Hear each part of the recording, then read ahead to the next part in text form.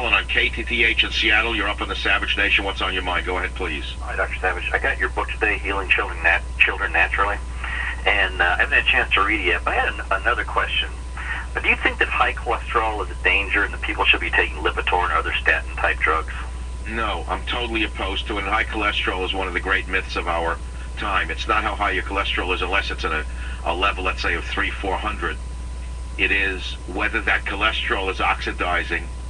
That's the issue. And if you can prevent the cholesterol or the saturated fats from oxidizing, you've got the key to survival with regard to that particular disease entity. How do you do that? 'Cause, for example, vitamin C, you must keep your tissues saturated with ascorbic acid. Vitamin E, plenty of vitamin B6, plenty of niacin, and make certain that you're not generating an awful lot of homocysteine. Again, that's another issue that needs to be looked into. But, you know, when I first got my PhD from the University of California at Berkeley, none of this was known by the professors there. I don't know if they even know it now. But in 1978, I joined a local medical group. It was all medical doctors who were into what was called orthomolecular medicine. And I frankly went to tremendous small meetings where I learned that you can prevent the fat buildup in arteries, even if you have high cholesterol, by taking vitamin C, vitamin E, and et cetera, things like that. And there's no question about it. None of these men, and most of them have come from cardiac families, have had a heart attack. Not one of the doctors that I know of has had a heart attack. I hope to God that it lasts for me. I mean, I'm from a very poor family when it comes to longevity. Father died young, grandfather died young, great-grandfather died young of heart attacks. That's what put me into this field, Alan. I was always searching for that fountain of youth, so to speak. Well, to give you an example, I was taking too much niacin, or I was taking 500 milligrams of niacin for triglyceride level, and I was taking that with Lipitor, and I'm telling you, that messed me up. I couldn't function.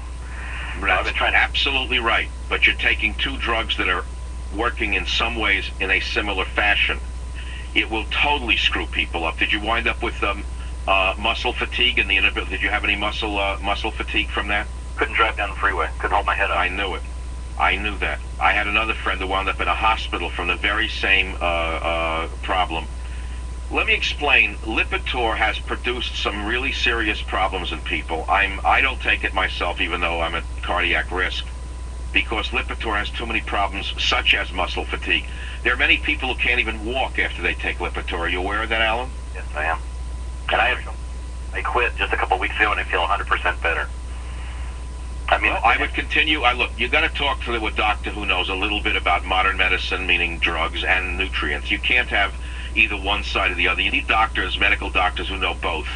And there are some great cardiologists today who will tell you right off the bat that nutrients can do the job just as well. If you want to take saturation levels of niacin, that will do the trick just as well without the toxicity.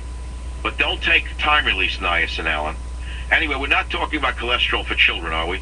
No, this is for me. Right. Yeah. And by the way, one last note.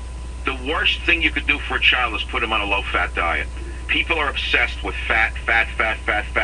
Growing children need fat. I don't mean start eating lard, but I do mean don't turn the child into a mini 50-year-old man. And a diet that's good for an infant, of course, is not good for an adolescent. But a diet that's good for a man who's at 50 is not the same as a diet for an 8-year-old. You know, people change according to their age level, Alan. Yeah. Anyway, it's all in that book, and I'm glad you bought it. I hope you get some good use out of it. I wanted to tell you something else. It just came and went. It slipped through my mind.